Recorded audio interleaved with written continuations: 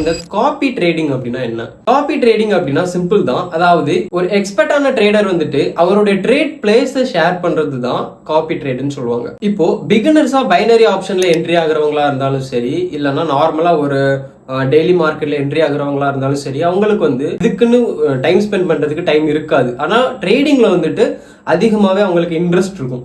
ஓகேவா? பட் நாலேஜை இன்க்ரீஸ் பண்ணிக்கிறதுக்கு அவங்களுக்கு டைம் இல்லை அப்படின்னா அவங்க இந்த மாதிரி எக்ஸ்பர்ட் கிட்ட போயிட்டு இவங்களுடைய மணியை வந்து அவங்க அந்த எக்ஸ்பர்ட்டான ட்ரேடர் கிட்ட கொடுப்பாங்க. கொடுத்துட்டு இவருடைய அந்த ட்ரேடிங் டைம்ல அவரு எந்த இடத்துல ட்ரேட் பிளேஸ் பண்றாரோ அதை காப்பி பேஸ்ட் பண்ணி இவங்க ஏர்ன் பண்றது தான் காப்பி ட்ரேடிங். ஓகேவா? அது எப்படி ப்ரோ, அது எப்படி பண்ண முடியும் அப்படின்னா சிம்பிள் தாங்க. இப்போ நான் ஒரு ட்ரேடர், ஓகேவா? எனக்கு வந்துட்டு பேட்டர்ன்ஸை பற்றியும் மார்க்கெட் அனலைஸை பற்றியும் தெரியும். அண்ட் எந்தெந்த ஸ்ட்ராட்டஜி எந்தெந்த பிளாட்ஃபார்மில் கரெக்டாக ஒர்க் ஆகும், எந்த மாதிரியான டைமில் நம்மளால் மணி ஏர்ன் பண்ண முடியுங்கிற டீட்டெயில் எனக்கு தெரியும். அண்ட் அனலைஸ் என்கிட்ட இருக்குது. ஸோ நான் என்ன பண்ணுவேன், என்னுடைய ட்ரேடிங் டைமில் நான் வந்துட்டு என்னுடைய ட்ரேட் பிளேஸ் பண்ண நான் உட்காந்துருவேன். அப்போ அந்த டைமில் ஒரு 5 பிகினர்ஸ் கூட நான் வந்து கான்டாக்டில் இருப்பேன். ஓகேவா? அந்த 5 பிகினர்ஸுக்கும் என்னன்னே தெரியாது, அனலைஸ்னா என்னன்னு தெரியாது, ஸ்ட்ராட்டஜிஸ் வந்து எப்படி ஒர்க் ஆகும், எந்த பேட்டர்னுக்கு அப்புறம் தான் நம்மளுடைய கன்ஃபர்மேஷன் கேண்டலை நம்மளால ஃபைன் பண்ணி மணி ஏர்ன் பண்ண முடியும், இந்த டீட்டெயில் வந்து அவங்களுக்கு தெரியாது. ஸோ நான் வந்து என்ன பண்ணுவேன் அப்படின்னா இந்த 5 பிகினர்ஸ் கூட நான் வந்து என்ன பண்ணியிருப்பேன்னா கான்டாக்ட்ல இருப்பேன். இப்போ அவங்களோட ஃப்ரீ டைமை பொறுத்து, சரியா? ஸோ இவர் வந்து அந்த பிகினர்ஸ் கிட்ட கான்டாக்ட்லேயே இருப்பார், ஃபோன் கான்டாக்ட்ல ஆர் டெலிகிராம்ஸில் நிறைய பேர் லைவ் சிக்னல்லாம் சொல்கிறாங்க இல்லையா, அதுவும் இதே கான்செப்ட் தான், சேம் கான்செப்ட் தான். ஓகேவா? காப்பி ட்ரேட் தான் அதுவும்.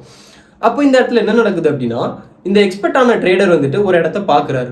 பையர்ஸ் வந்து இந்த இடத்துல வர போகிறாங்கன்னு அவங்களுக்கு தெரிஞ்சிருச்சு அப்படின்னா அதோடைய ப்ரீவியஸ் கேண்டில்லே அவரோட ட்ரேட் அவர் பிளேஸ் பண்ணி ஆகணும். அப்போ தான் அதுக்கு அடுத்த கேண்டில் அவரால் வந்து மணி ஏர்ன் பண்ண முடியும். அதாவது ப்ரீவியஸ் கேண்டிலோட லாஸ்ட் செகண்டில் அவர் வந்து ட்ரேட் பிளேஸ் பண்ணி ஆகணும். அப்படி இல்லைன்னா அதுக்கு அடுத்து ஸ்டார்ட் ஆகக்கூடிய கேண்டில் அவர் ப்ரிடிக்ட் பண்ணி ஸ்டார்டிங் டைம்லேயே அவர் வந்து ட்ரேட் பிளேஸ் பண்ணி ஆகணும். அப்போ தான் அந்த ட்ரேட் வந்து சக்ஸஸாக முடியும்.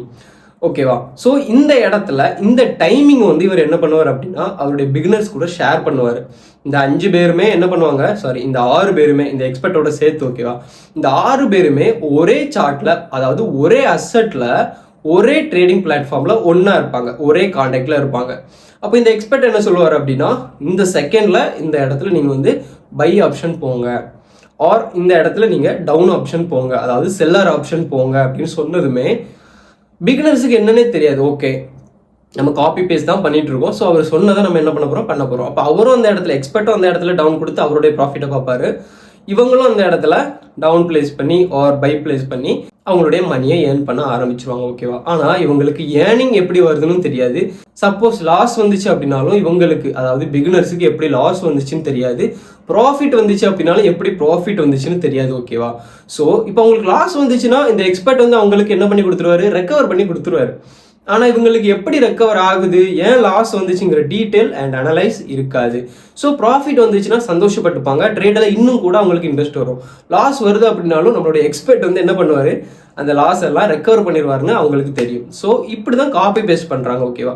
இந்த காப்பி பேஸ்ட் யாரெல்லாம் பண்ணலாம் அப்படின்னா ஸ்டார்டிங் மார்க்கெட்டில் என்ட்ரி ஆகுறவங்க, ஒரு ப்ராஃபிட் பார்க்கணுன்னு அவங்க வந்து ஆசைப்படுறவங்கன்னு சொல்லலாம். ஓகேவா? மினிமம் அமௌண்ட்டில் இந்த மாதிரி பண்ணலாம், சரியா? ஆனால் என்கிட்ட கேட்டால் இந்த முறை வந்து சரியா தப்பான்னு கேட்டால் நீங்கள் கற்றுக்கிறது நல்லது.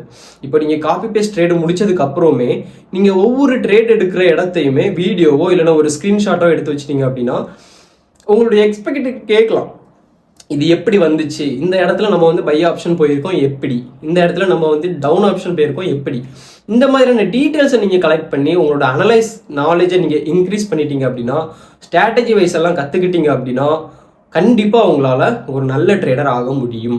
நீங்கள் காப்பி பேஸ்ட் பண்ணுறதுலேயே எனக்கு அதிகமாக மணி வருது, எங்கள் ட்ரேடர் வந்துட்டு, எங்கள் எக்ஸ்பெக்ட் ட்ரேடர் வந்துட்டு எனக்கு அதிகப்படியாக ப்ராஃபிட் மேக் பண்ணுறதுக்கு எல்லாமே சொல்லித்தராருன்னு நீங்கள் இருந்தீங்க அப்படின்னா நீங்கள் ஒரு எப்படி சொல்ல, ஒரு நாலேஜே இல்லாத ஆள் மாதிரி இருப்பீங்க. ஓகேவா? உங்களோட நாலேஜ் வந்து இன்க்ரிமெண்ட்டே ஆகாது. காசை பார்த்துட்டீங்க, ஐயோ பைசா பைசா அந்த மாதிரி மைண்டை நம்ம மாற்றிட்டோம் அப்படின்னா நாலேஜ் வந்து சத்தியமாக இருக்காது. நீங்கள் நாலேஜை இன்க்ரீஸ் பண்ணிவிட்டு மணியை உங்கள் பேக்கில் வர வைங்க. ஓகேவா? காசு பின்னாடி நம்ம போக ஆரம்பித்தோம்னா அது நம்மளை போட்டு உருட்டிக்கிட்டே தான் இருக்கும். அது எந்த ஒரு ஒர்க்காக இருந்தாலும் சரி, உங்கள் ஸ்கில்லை நீங்கள் டெவலப் பண்ணி உங்களோட நாலேஜை இன்க்ரீஸ் பண்ணிட்டீங்க அப்படின்னா அந்த பிளாட்ஃபார்ம், எந்த பிளாட்ஃபார்மாக இருந்தாலும் சரி, காசு உங்களை தேடி வரும். ட்ரேடிங்கை பொறுத்தவரை பர்சனலாக இதில் நிறைய எத்திக்ஸ் இருக்குது.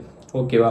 நிறைய விஷயங்கள் இருக்குது இதில் வந்து. நிறைய பேர் நிறைய விதமாக சொல்லுவாங்க. ஒவ்வொருத்தர் இதை எப்படி சொல்ல, 1 செகண்டில் கீழே போய் அவங்களுக்கு லாஸ் ஆகும், 1 செகண்டில் மேலே வந்து சிலருக்கு ப்ராஃபிட் ஆகும்.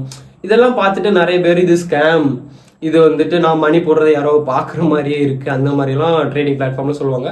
ஆக்சுவலாக அந்த மாதிரி எதுவுமே கிடையாது. ஓகேவா? இப்போது ஒரு ஃபார் எக்ஸாம்பிள் ஒன்று சொல்கிறேனே, நீங்கள் ட்ரேடே பிளேஸ் பண்ணாமல் பர்டிகுலரான அந்த பிளேஸில் நீங்கள் ட்ரேட் பிளேஸ் பண்ணதாகவே நினச்சிட்டு அதை நீங்கள் கெஸ் பண்ணி பார்த்துட்டே இருந்தீங்கன்னா கண்டிப்பாக அது உங்களுக்கு அந்த மாதிரி தான் ஆகும். மேபி லாஸ் ஆகுதுன்னா 1 செகண்டில் அந்த மாதிரி ஆகிறதும் இருக்குது. நான் என்னுடைய பர்சனலாக நான் அதெல்லாம் செக் பண்ணுவேன், என்னுடைய அனலைஸில் அது எல்லாமே நான் செக் பண்ணிடுவேன். ஓகேவா? ஸோ காப்பி ட்ரேட் இவ்வளோ தான். அதாவது ஒரு ட்ரேடர்கிட்ட கான்டாக்டில் இருந்துக்கிட்டு அவர் ட்ரேட் பிளேஸ் பண்ணக்கூடிய அந்த செகண்டை இவங்க காப்பி பேஸ்ட் பண்ணுவாங்க ஒரே அசெட்டில். ஓகேவா? காப்பி பேஸ்ட் பண்ணுறது விஷயம் இல்லைங்க, அதுக்கப்புறம் அதில் உள்ள எத்திக்ஸை தெரிஞ்சுக்கோங்க. எதனால நம்ம வந்து காப்பி பேஸ்ட் பண்ணோம், எந்த ஸ்ட்ராட்டஜி வந்துச்சு, அந்த மாதிரி விஷயத்தெல்லாம் நீங்கள் தெரிஞ்சுக்கோங்க. ஓகேவா? நாலேஜ் எவ்வளோத்துக்கு எவ்வளோ இம்ப்ரூவ் பண்ண முடியுமோ ட்ரேடிங்கில் அந்த அளவுக்கு நீங்கள் உங்களை இம்ப்ரூவ் பண்ணிக்கோங்க. லாஸ் ஆகத்தான் செய்யும், நான் இல்லைன்னு சொல்லவே மாட்டேன். எவ்வளோ பெரிய ப்ரொஃபஷனல் ட்ரேடராக இருந்தாலும் சரி அவருக்கு லாஸ் ஆகும். சரியா? ஸோ லாஸை ரெக்கவர் பண்ண கற்றுக்கோங்க. எவ்வளோத்துக்கு எவ்வளோ உங்களுடைய ட்ரேடை உங்களால் தக்க வச்சுக்க முடியுமோ அந்த ஸ்ட்ராட்டஜிஸை கற்றுக்கோங்க. ஓகேவா? ஸோ இவ்வளோ இந்த வீடியோ கற்றுருப்பீங்கன்னு நினைக்கிறேன். Thank you. Bye. See you on the next one.